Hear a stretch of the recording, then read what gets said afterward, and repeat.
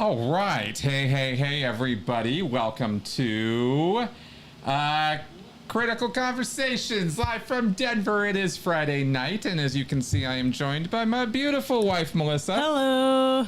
Very happy to be here with you guys today. Thank you for joining us.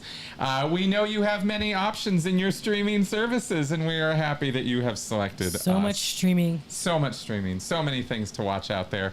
Hey, everybody. See some of the usual suspects here, and well, you know, let's do a show. We got things to talk about, and maybe some of y'all can help us along the way with what we're going to discuss today. I think it's going to be kind of fun. I think we have some good stuff lined up. I have papers, so we will be going over some things. But first off, welcome. I hope you all had a great week. We had an interesting week. How would you describe our week this week? Because you were kind of back to full-time work. Yeah, I'm back to full-time work. That was super busy. The big wigs were at the office, so that was stressful, but also kind of cool. Yeah, I just been working, and after 3 weeks off, it's kind of like, oh, yeah, this is what work is again. Yeah, exactly. Oh yeah, work. But yeah, you know, you got to do what you got to do. Making your way in the world today takes everything you got. This is why I don't sing. Because every time I try it, it is horribly embarrassing. Horribly embarrassing. People hide their children when I do karaoke. Oh my God. It's really bad. Now, before we get into our usual stuff, what do we even have usual stuff on the show? I don't even know. We do.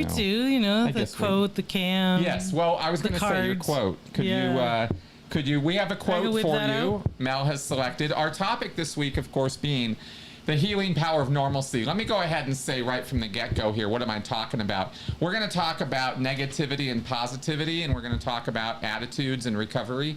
And this has to do with, I think, really any psychological recovery, not just cult stuff, but that's where I really focus all my effort and attention. So I thought we might talk about some of that tonight. And so here is the quote that Mel dug up. I haven't heard it yet. Yeah. What do you got for us? Okay, it's pretty simple. Normalcy to me is enjoying the simple things in life. Atticus Schaefer. That is about as spot on a quote for what we're going to talk about tonight as I can imagine. So perfect, baby. That was perfect. Yes, Red Pill, David Miscavige does smoke cigarettes. He smokes, I think he smokes menthol cools. I think he smokes the same thing Hubbard did. I don't know how often he smokes or what the situation is with that now, or if he was a reform smoker. I don't remember. I know at one time he was a very heavy smoker. That's what I know about that. A lot of people in the Sea Org are. And then, of course, I think, 7 packs a day. That's right. How would you have time for that? That's so many. What is there, 20 cigarettes? Oh, you just constantly have a cigarette in your hand. Oh, my God. There was actually, this is really funny because I saw a tweet today that said, people today have no idea how much the world used to smell of cigarettes. Right? Right? Us folks who were around back, grew up in the 70s and 80s, we sure know.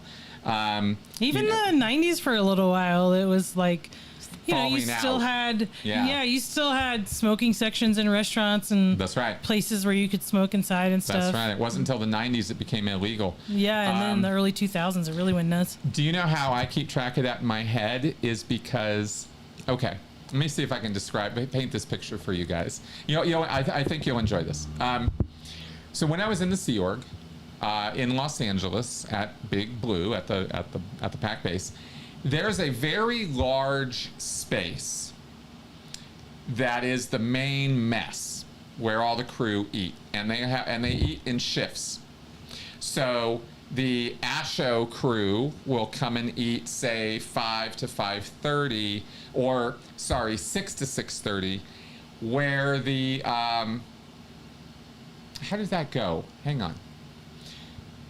We ate last, I think. The service crews had to eat around public meal times and stuff like that and stagger their shifts. But basically it went that the AO crew came in, and maybe at the same time they were there, some of the ASHO Day or ASHO Foundation crew were there, and you get the idea. It would round robin, and there would be groups of people from the orgs on the base eating all at one time. So the place was pretty packed from around 5 o'clock to around 7 o'clock. That window of time was the dinner schedule. And there's the same deal for between 12 and 1, 11:30 to 1-ish, something like that, for the lunch schedule. So during those hours, you would see a ton of people going through this space, tables set up, everybody goes and eats their food. And imagine basically a few hundred people at a time. I think that's what numerically it worked out to be. Maybe 250. I might be off, but I'm thinking, how many? There were about 30 tables, 5 to 6 to 7 people each. So, 200, 300 people, somewhere in there at a time. In the 90s, when smoking was still okay, that space would have a cloud in it. A brown, black cloud of smoke. I mean, literally, I could walk into that space. I remember walking into that space all the way back in the 80s when I was a staff member training in LA. And then when I got into the Sea Org in the 90s, it was a cloud. We would joke about needing a gas mask, and especially if you weren't a smoker. Yeah, no kidding. I mean, like a cloud. And the RPF, when they were eating, and there were, remember, this was an RPF of about, 100, 130 people. Like you could actually not see the other side of the room. Oh my God. At times, I don't mean to make it sound like a complete, 4th-stage smog alert, but it was bad. Bad. And when the smoking laws came down, OSA enforced that nobody could smoke inside. And so the RPF, who had been staying out of sight by also smoking in the main mess, now had to go outside, and they had to set up this whole thing for them, as well as the rest of the crew. But the RPF couldn't be seen, so they had to go up on this roof. So they had this whole jury-rigged path to get up onto the roof so you could smoke without the crew seeing you or noticing you or anything. So Jesus. Anyway, just thinking about smoking in the Sea Org, and that kind of cracked me up. How interesting. How interesting. Debbie M's comment there about Bodie Elfman. Okay. So we had our quote. Let's show you guys our little bundle of furry joy this week. Here is our Benson cam. Our snuggles, not struggles cam, you could say. There he is. Now, he is really out of control right now with his hair. Yeah, he's getting a haircut tomorrow. Don't worry. Yes, you do not have to remind us of that. We are definitely shaming ourselves over letting our dog go too long between haircuts. But, boy, he gets so fuzzy-wuzzy. So fast. And this is his whole Wilford Brimley look. Yes. Slash Ewok look. I was taking him for a walk. It was either last week or the week before, and a guy told me that Benson had a distinguished mustache. Yes, that is exactly right. And there he is. He is totally, actually, I don't know that he knows what a camera is, but sometimes he does ham it up a little bit for the camera. Oh my God. We'll get to your Illuminati questions shortly, Red Pill. Yeah, so Benson here really doesn't have much of a care in the world. He was just totally chilling on the floor he's just there. a sweetie. Look at his little tail. Yes, he's just rocking it there. So, all right. So there's our Snuggles Not Struggles cam for you for this week, and I can't wait to get him a little haircut. Mainly, actually, I'm mostly worried not aesthetically. I'm mostly worried because of the heat. It is really hot here these days. Yes. We didn't do a weather check, but it's been in the high 90s for the last few days, come mid-afternoon. It's interesting how the temperatures peak here the last week or two in the mid to late afternoon, which is unusual. They usually peak earlier in the day. But yeah, Benson Brimley, that's right. That's right. Diabetes. Yeah, exactly. Is Coke Zero a tool used by the Illuminati to sterilize the American people? No. It's not. Let's just say it that way. No, but Diet Coke does taste better than Coke Zero. Well, it would explain the odd taste of Coke Zero. It would explain that, actually, if I'm thinking about that right. Because I don't drink Coke Zero. Not that I need to be sterilized anyway, but yeah, it's the fire smoke has not affected us. I mean, we can see it. Mm-hmm. It might be making my throat feel funny. I'm not sure if that's what's going on. You think so? I mean, maybe it's a possibility, but I don't know for sure. Okay. But yeah, we can see it, but it's not super close. No, it hasn't. It's not like it's coming over to our street or up in the sky around us. Because it's mostly, as I understand it, it's towards the mountains. It's towards the mountains, right? Yeah, and so like the mountains look all smoky and stuff, but it's not. Yeah, we've been okay where we're at. We are in north really Denver. Yeah, is where we're located, right? Right outside the city bounds of Denver. We're up in an unincorporated county location. Yeah. So, but we can, anyway, we can obviously see downtown Denver from where we're at. Everybody kind of can actually think about it, actually. That's true, yeah. Okay, we had some things to talk about. Wanted to go over with you guys, not just learning stuff, some fun stuff. First off, and by viewer request, we thought we might share some of our ideas about the latest season of The Boys TV show. Don't know if any of you guys are avid followers of that show, but we've been following it from the beginning. It's been a love-hate relationship as far as I'm concerned. I have had very, very negative criticisms of that show for a couple times. Not this last season, but the season before, particularly, I had very serious issues with. But this season, better effort. Yeah, it's definitely better. Yep. I was more impressed with it this season. Yeah, better effort. We did watch Gen V as well, the one spin-off show. Good. That was good. We have not watched the animated stuff. I'm not really interested. No. I'm not a franchise guy who wants to go consume everything there is about a franchise. I'm not 16 anymore. I used to be. I don't have time for that. But yeah, we're not those kind of consumers or nerds anymore. But I want a good, coherent story. I want characters that are consistent but varied and interesting. That have growth and progress throughout a story. I want to see a standard, 3-act sort of thing. I want to see a hero's journey. I want to see people growing and changing. I want to see the bad guys lose. I want to see the good guys win. That's what the genre demands. Exactly. And Eric Kripke is the show creator and runner, and he likes to flip things up on its head sometimes. Yes. Sometimes that works, sometimes it doesn't. But as far as this last season goes, slow start. Wasn't super hot on the beginning with the whole dad in the hospital thing. Yeah, that was okay. The Boys tends to not be great on the subplots. Yeah. Not super great. So they're okay, but they're not as tight and tightly. Yeah. It's not super tight storytelling. Let's put it that way. That's not what The Boys is about. It's about a lot of spectacle, and it's about a lot of, sort of social commentary. And at this point, direct parallel commentary. I mean, they're really not drawing many. It's pretty obvious. Yeah. There we go. I was going to say they weren't, not too many symbolic. I mean, it's very in your face what they're doing and what he's trying to say. And it's not subtle. There we go. Yeah, there we go. Not subtle at all. And sometimes too much so. The show started as I believe, I will say that I thought I received it in season 1. And this was what, season 4 or 5 now? 4? Yeah. 4. I think season 5 is going to be the last one if I have my numbers right. Season 1 was incredible.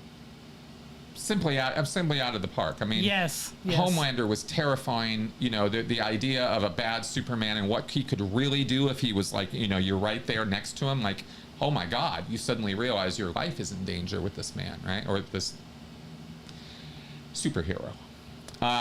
Et cetera, et cetera, et cetera. So much social commentary, so many biting, witty things being pointed out about, you know, corporate greed and media and our fascination and obsession and addiction to it, and the differences between apparency or perception versus reality with superheroes, and how they're really all the bad guys, and not just like a little bit bad, but like really fucked up really bad. Yeah. So season 1 was great for that, and now it's developed into something where we're all just kind of waiting for Homelander to die, and that's why the last season 3, I guess, was just so disappointing when everybody was getting on the drug on Huey got on the drug and Butcher and all that. Anyway, so, you know, we'll see where it goes, but I'm hopeful that everything will come together. They've apparently announced 8 shows. They're going to start filming very soon, next year. And they're expecting a 2026 release on the last. And it is going to be the last season of The Boys. So there's my kind of rundown on it. And yeah, I'm ready for this to be the final season too. Definitely. That's right. And the good guys do need to win. We are being foreshadowed, not foreshadowed. We're sort of being told in the teasers that are coming out right now that anything and everything may be on the table in terms of character deaths. This is final season. Anything goes, right? Huey might end up getting it. Starlight might end up getting it. You know, Kimiko, any of these people, anybody's head could possibly be on the chopping block. I'm pretty sure Butcher is going to go. Pretty sure he and Homelander are going to go. And it's already been made abundantly clear that the storyline is going totally off of the comic strip. It's not following the comic book series as far as how Homelander is going to be dealt with. Homelander was dealt with a very specific... There was a very specific plotting that happened in the comics that is impossible to now have happen in the show because of the changes that they made. So they're very much set up for a Butcher versus Homelander, and then there's this kid, and then there's this other stuff. So we'll have to see where it all goes. I would say that it's not as biting political satire anymore because it's really not satirical anymore. It's really just kind of right off the headlines, right? Okay, so those are some comments on The Boys. Another thing I wanted to share with you guys that'll lead right into where we're going tonight with all the papers is something I was consulting with someone this week, and we were talking about some stuff that made me sort of, you know how when you know stuff and you frame it a particular way, you always think about it this particular way, and then something occurs to you and you go, oh, wait a minute, I can think about that same thing from this wholly different point of view, and it kind of makes it more complete, more interesting, more, I didn't think about it that way, right? When we say those kind of things.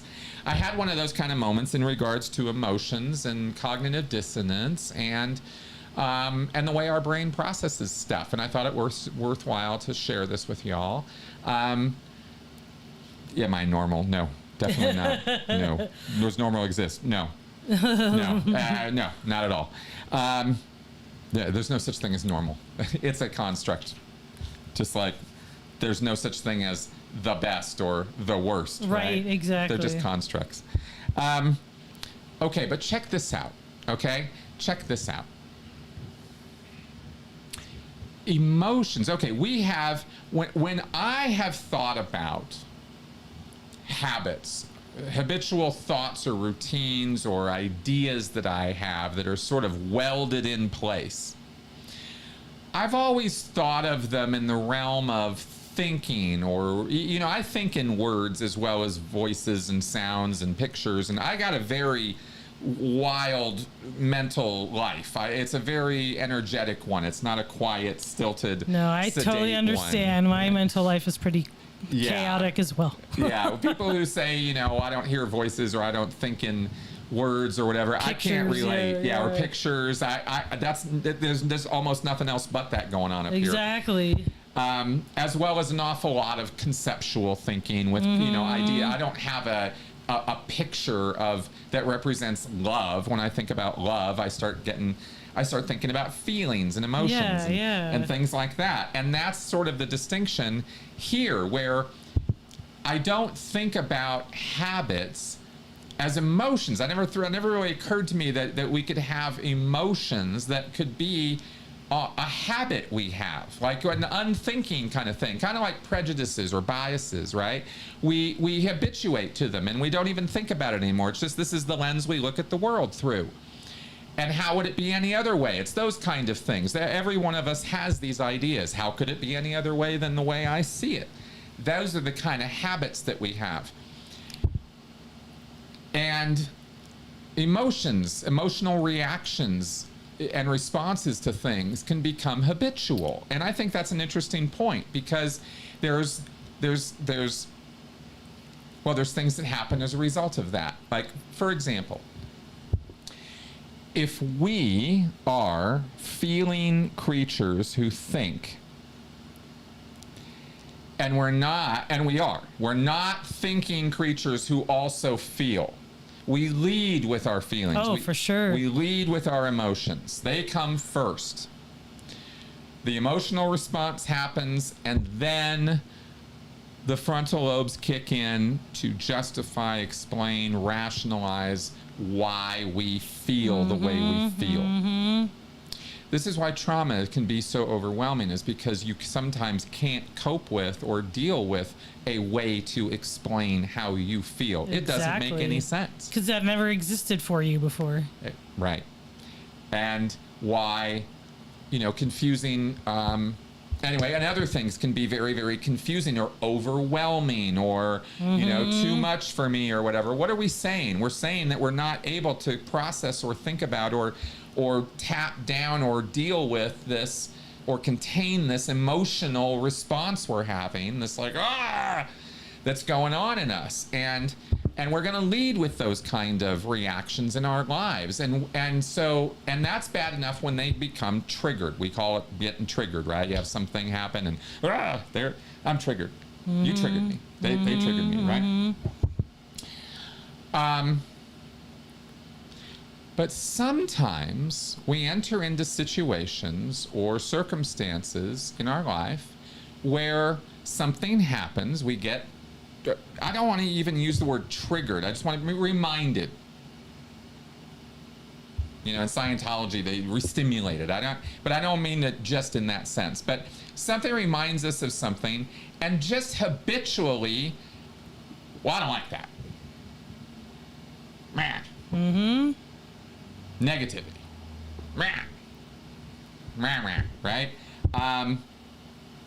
This is my habit. This is how I have always felt about this thing. So here comes this whole set of stuff, right? These emotions.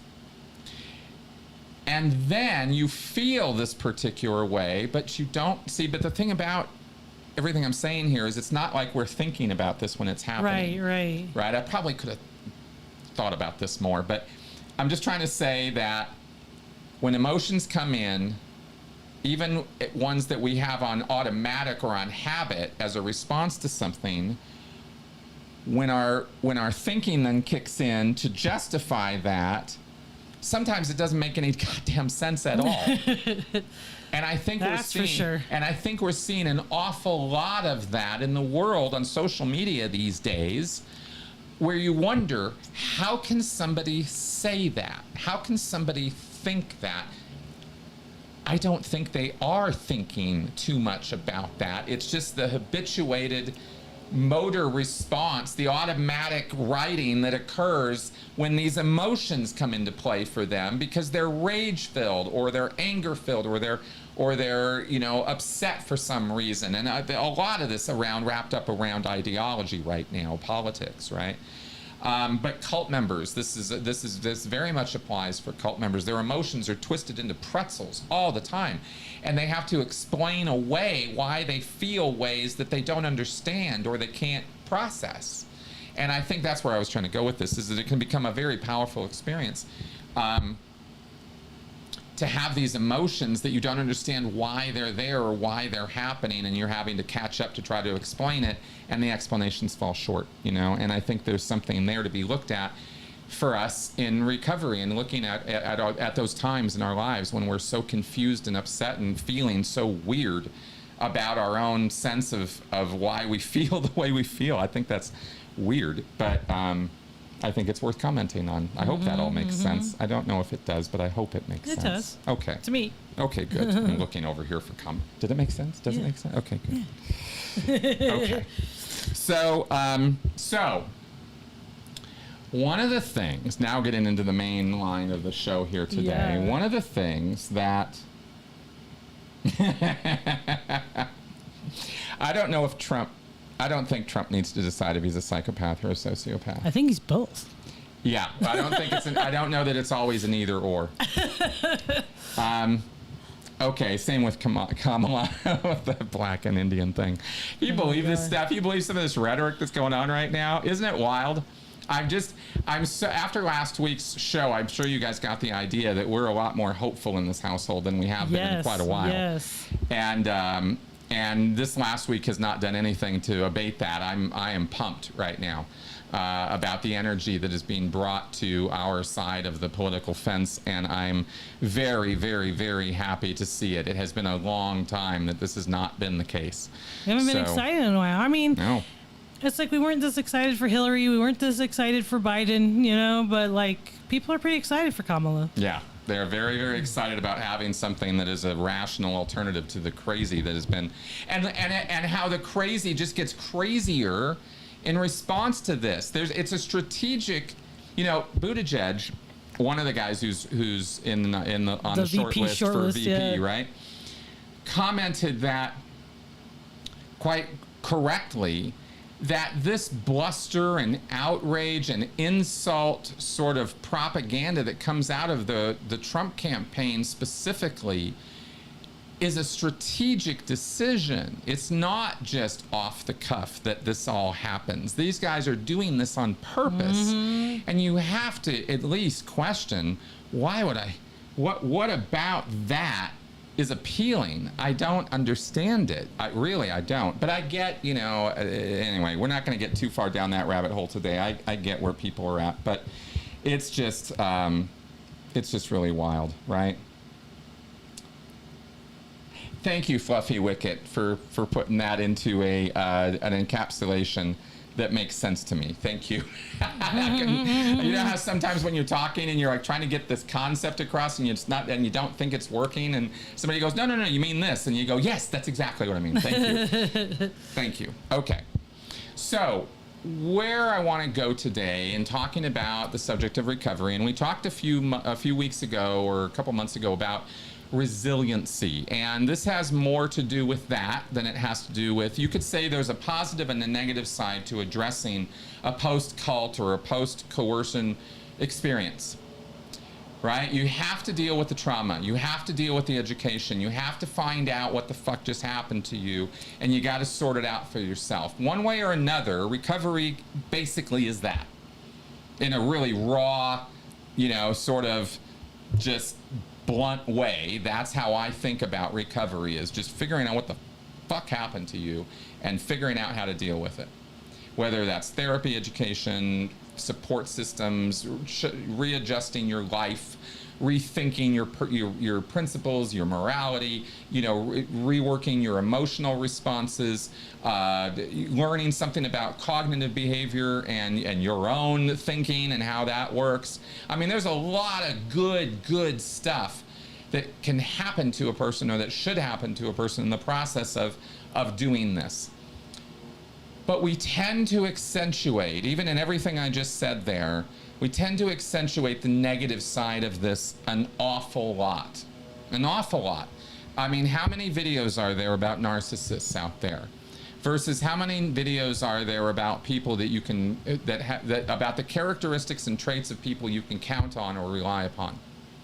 How many videos are there breaking down what great leadership is and what great followership is versus the abnormal psychology of psychosis and sociopathy and trauma and cult leaders, right? When you look at this, the scale is very much balanced in the negative side. Sure.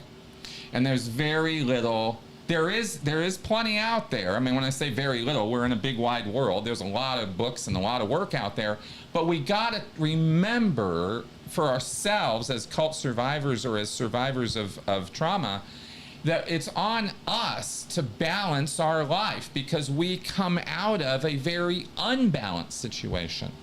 That's the whole point of trauma and recovery is you were in a really unbalanced power dynamic. You were in a very unbalanced sleep schedule. You were eating, you know, every physical and mental or psychological component of your life was being messed with in a greater or lesser degree.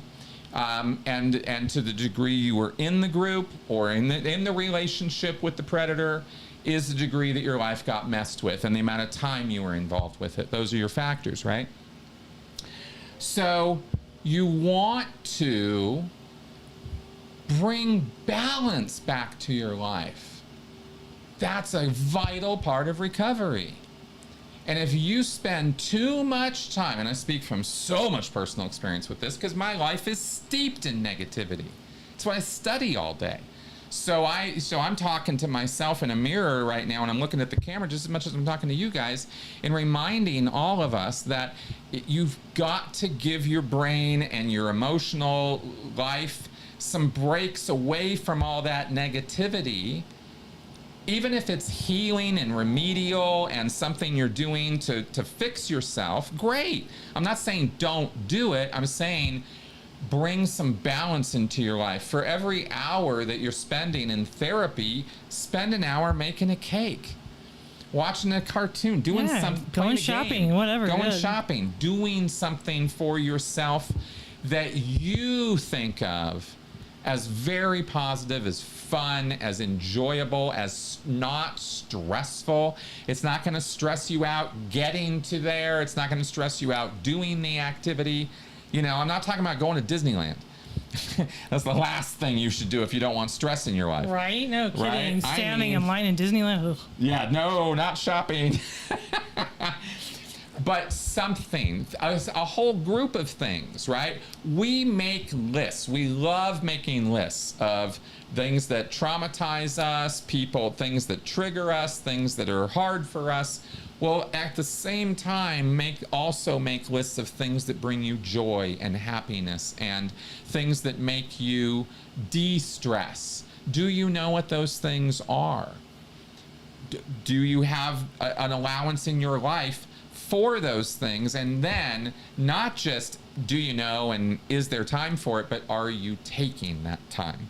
And if you're not, I would suggest or recommend you take a good hard look at that because this is the accentuating the positive to overcome. And you have to, okay, now let's get into the papers. Negativity bias. Glimmers. Yes, there we go with the glimmers again. That's right. Exactly. We're talking about glimmers here. And since nobody knows what that means, Xenu can define that in the comments. There is something that we are trying to overcome that every single human being has within us. This is another one of those universal things. This is one of those things that you could pretty much count on every single human being this is true for. Because it has to do with our evolutionary makeup. It's not a choice. It's not something you learn. It's not this. What I'm about to talk about here is not something that was instilled in you through propaganda or cult teachings.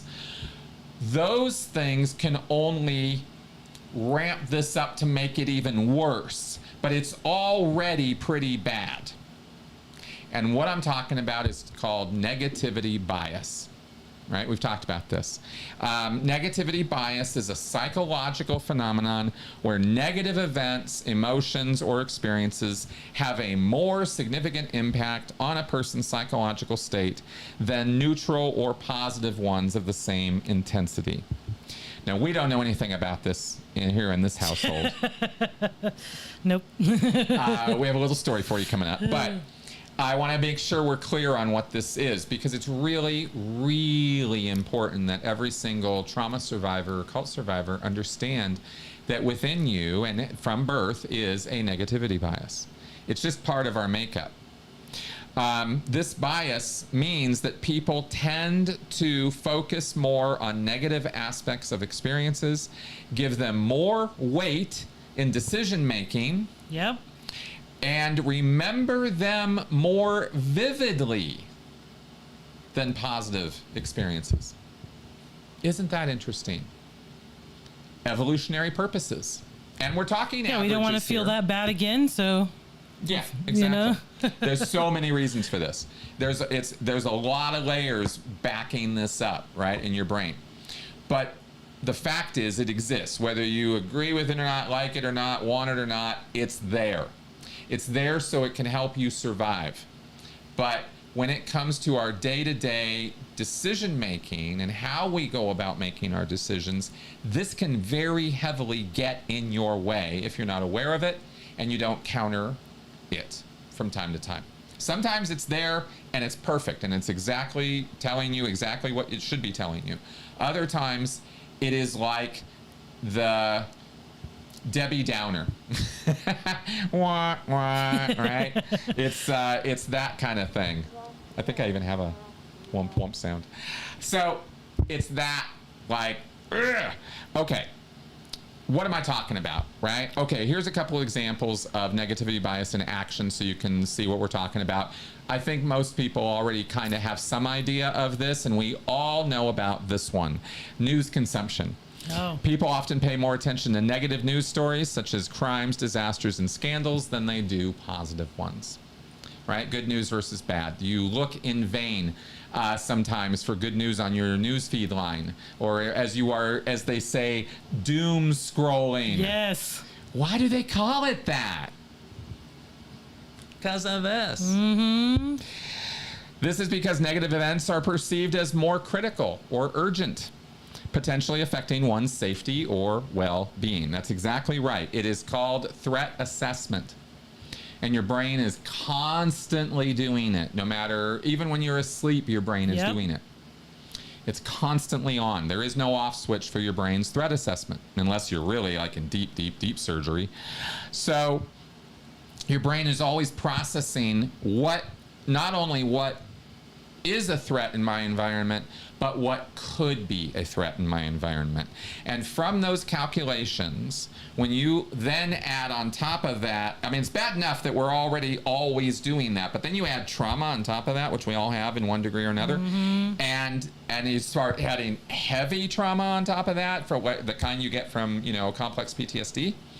Oh boy, you're going to have an incredibly negative, you could say muddy set of glasses on all the time that you're filtering the world through.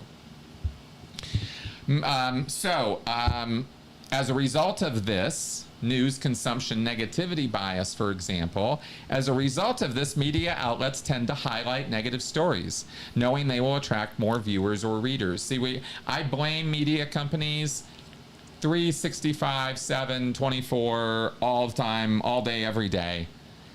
But we're really the ones to blame, if I'm really being honest. Well, we wouldn't watch it if we weren't so negative, We're like, ooh, I want to get that negative story. Exactly. Another place where negativity bias will rear its ugly head that I think all of us could see and understand readily is in a work or school setting. Sure. An individual may receive a mix of positive and negative feedback, but what's he going to walk away with? The negative. Bingo. Right? So, even if the majority of the feedback was positive, I don't know anything about this. I've never been there. Never done that. Nope. And focus on negative can overshadow the positive aspects and lead to feelings of discouragement, failure, apathy. Who cares? Give it all up. Doesn't matter anyway. Nobody cares, right? And yet these are things these are lies that we tell ourselves. We matter to people. We have a place in this world. We have a voice. We have an existence. And as long as we're alive, that means that there is hope and that you can do something. It always means that, as long as you're alive. But boy, sometimes when we get into these negative feedback loops in our little silly trauma-filled brains, there's not a hope in the world, and there never was. And how dare you even, imagine that there could be a light anywhere in any tunnel, right? Been there, done that. So let's talk about the brain a little bit. Brain has a built-in negativity bias, which is thought to be an evolutionary adaptation. Our ancestors were more attuned to potential threats, were more likely to survive and pass on their genes, right? If you didn't get eaten, you were passing on your genes, right. Therefore your caution was And if you weren't getting rewarded. eaten, you probably had anxiety and thought about all the ways you could get eaten, so you just did all this stuff to protect yourself from being eaten. That's right. People who win Darwin Awards don't tend to reproduce, right? In other words, making stupid, catastrophically bad decisions that end up in their death. That's and again, this is a numbers game. It's not about an individual doing this. It's about thousands and thousands of people doing this over time that creates an evolutionary change. This isn't one or two people, right?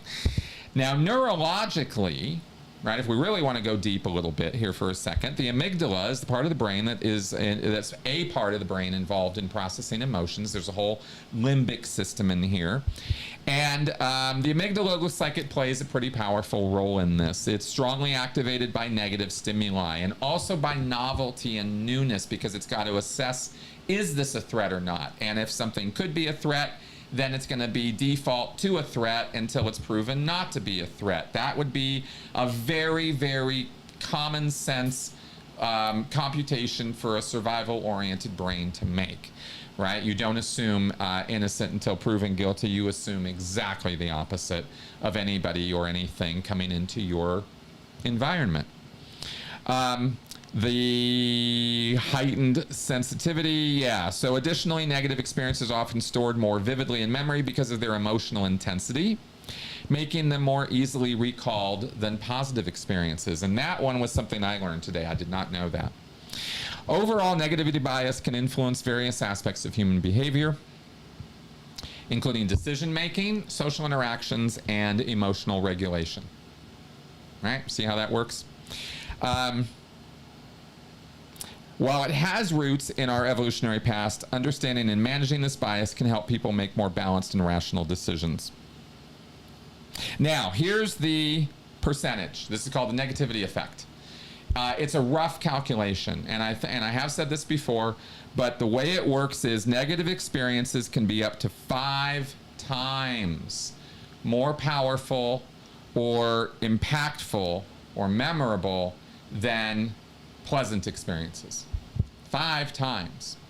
So if you really want to balance this stuff out, then it's going to be 4 or 5 positive experiences for every trauma handling experience. For every hour of therapy or whatever, let's do 4 or 5 hours of good times, positivity, non-negative stuff. Now, I'm not saying that that's what you need to do, but I am saying that the negativity effect would suggest, that that's probably what it takes. Yeah, it's not a 50-50, Okay, and to get specifically to mitigating this, there is what they call work-life balance. Well, you could call this a trauma-pleasure balance or positive-negative balance, whatever you want to call it. But there are strategies for mitigating this inherent negativity bias we've got. Because if we don't, this could cause us to not want to go out and experience new things. This could cause us to become pessimistic as an overall attitude in our life, which kind of sucks sometimes. And it could even stop a person from pursuing recovery or education that would actually fix it in the first place, which is wild. We are our own worst enemies in so many ways. So how do we do this? How do we, especially for cult members, right? Cult survivors. CBT, cognitive behavioral therapy, directly addresses issues with this. CBT can help challenge negative thought patterns and develop more balanced thinking. That is absolutely true. If this is an issue or a problem or something you would like to do something about, and you're in therapy, you could talk to your therapist about CBT, or there are workbooks and even solo stuff you can do at home to work on it. It's a matter of repetition. It's habits. That's why I was talking about emotions as habits earlier. You're basically, with CBT, you're kind of building new habits, new pathways in your brain to overcome all that negativity. Mindfulness techniques, of course, right? And meditation, stuff like that. We've talked about that at length in the past here. Positive affirmations and journaling. Again, nothing new or different, but journaling specifically, I wanted to kind of put a little emphasis on that today. It's really powerful stuff, but it can take a little bit sometimes. Some people might think, well, I'm not a writer, I don't write well, I don't know, or they're nervous about somebody reading it. Like, well, what if somebody reads this and thinks I'm crazy? It's like, no, this is for you. Yeah. Nobody else is supposed to necessarily be reading it unless you want them to. Journaling is all about you, and there is such a interesting thing that can happen for us, or at least for some of us, when you take this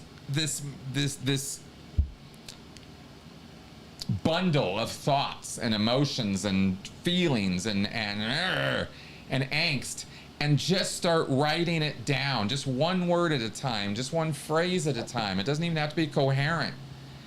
Just get it out of you. It can really help clarify things. There are so many circumstances where that is just so amazingly helpful. Mm-hmm. And then you'll come back to it like days or weeks later. You'll be like, wow, do I feel different about that now, Mm-hmm. Which leads me to a little story I want to tell you about Mel and I today, okay? Now, this was not as a result of journaling, but it was a result of statistics. Mel and I play games with each other and other people on Board Game Arena. It's a website that is just wonderful. They offer up all kinds of board games you can play digitally, right? It's wonderful stuff.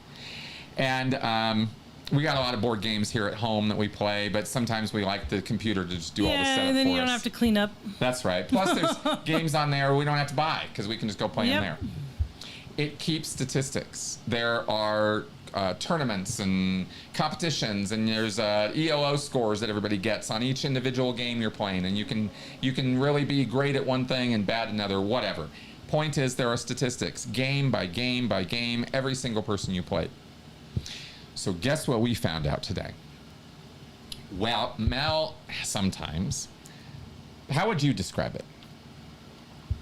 I just feel like Chris wins a lot. And it just, I mean, at least I used to anyway. Exactly. She used to. Because I started thinking, because of how much negativity she had on losing sometimes, and this is not all the time, and here's the thing. I don't win most of the time. The numbers showed very clearly that I lose most of the time. And we were both shocked to learn that. I was winning 60 something and he was losing or he was winning 30 something. Yeah. Yeah. Like it was that off. But negativity 5 times stronger, right? So she was positive that it was, at least 50-50, Yeah. No, right? And I actually showed her on all the games that I play on that platform, I actually really suck. I even was thinking I'm kind of good at some of these games. I'm not. 50% or less victory across the boards, right? So, you can have your ego bias or whatever, but it wasn't really any big hit to me to learn, to look at the numbers on it. But more importantly, look at how distorted you could have a view of about win-loss, that whole thing. Numbers are, that we are horrible with numbers, human beings, I mean. We are, not just Mel and I, right? Horrible. The numbers will crush you and your ideas, your negative ideas about yourself, if you can keep track of them or find them or dig them up somehow. I wasn't keeping hash marks on games we were playing. I never would have. I had to dig to look up the statistics on it. You know, and when I did, it was like, God damn. You know, I'm no world's past master at these games. She's winning more than I am. Okay, so I think you get so my point there really is, even when you know about this, I've been preaching this for years, you can still fall into the stupidity of it because our brains don't just do that. Yeah, they're not calculators. Brains run on impressions and ideas and emotions. Why do you think we feel all this stuff? This is how we process. We don't process with numbers and facts and figures. All that stuff follows the emotions. That comes after the reality of the emotional response, not before it. You don't get the facts and then decide to be pissed. You're pissed, and then the facts make it make sense to you. I'm not saying 100% of the time. We all have reactions to things, but more often than not, you're going to be absolutely amazed if you really start breaking it down for yourself, how often you're leading with your emotions and then coming up with reasons why those emotions make sense. So would you say then that like narcissists kind of have a positivity bias? Because they seem to see themselves the exact opposite. Most people focus on the negative, see themselves in a negative light, but narcissists are like, I'm the best and I'm good at everything and I win everything. Yes, that would be a way of describing what a narcissist does. There's an emotional layer. There's even a moral components layer to what narcissists do. But when it comes to cognitive biases, then yes, it's a completely accurate thing to say that narcissists or predatory type people are people who are filled with their own sense of their self, right? Have sort of crank the dial a little too far on the emotional needs part of ego, right? Of self, sense of self. Okay, so there you go. The low numbers in my I knew Red Pill would have something for us. I tell you what. That's right. Okay, and then finally, of course, in terms of addressing negativity bias, if you are having issues, troubles with that yourself, there are support groups as well that you could also look into on that. All the usual stuff. You know, one of the things that you learn after a while, being adjacent to or involved in psychology and psychiatry and treatments. I'm not a therapist. I'm not pretending to be. I'm really not. But I'm fascinated by, and I'm always adjacent to that territory. And, you know, we studied in our program, that kind of stuff, right? And how much of a psychological recovery relies so much on the initiative and the discipline and the willpower of the person getting the treatment, getting the therapy, getting the help. You can't help somebody if they're not helping themselves. Exactly. Right? You can't. So you gotta be in there pitching, and this is one of the ways that I wanted to try to help you be in there pitching. Is we're all negative with ourselves all the time. It's a common, average, completely ordinary trait of human beings. There's nothing wrong with you because you get down on yourself. There would be something wrong with you if you didn't. In terms of right, wrong, you know, you are a functional human being if you are constantly deriding yourself. However, you can be a better functioning human being if you can discipline yourself to not do that.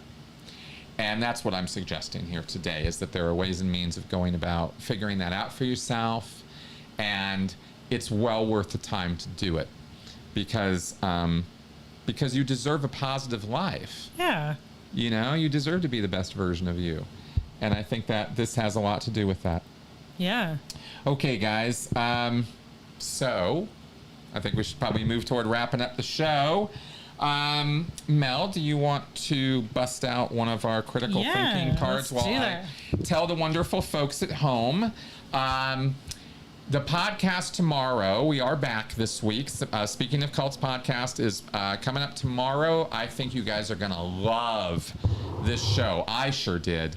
I spoke with a woman named Tia Leving. She is the author of a new book called The Well-Trained Wife. Yeah, guess what world she came out of? And boy, is she on fire. She was one of the most wonderful interviews I've had this year. About an hour and a half chat, and you're going to learn a lot. I sure did. Boy, was it good. So, podcast tomorrow, Q&A show, as always, on Sunday, 1 o'clock. And Tony and I are on deck for this week. So, what do we have this week for our cognitive biases? False cause is your fallacy. Presuming that a real or perceived relationship between things means that one is the cause of the other. Pointing to a fancy chart, Rogers shows how temperatures have been rising over the past few centuries, whilst at the same time the numbers of pirates have been decreasing. Thus, pirates cool the world and global warming is a hoax. Wow. That is the correlation does not equal causation is another way to put that. Wow. All right, folks. Well, there you go. Hope tonight's show was entertaining, informative, and educational as always. That is the goal of this channel and of what I'm trying to do here. Thank you very much for coming around and watching us prattle on at a mad rate here. Always glad to see you guys in the comments and all of that. And see you soon. Have a good night. Bye-bye.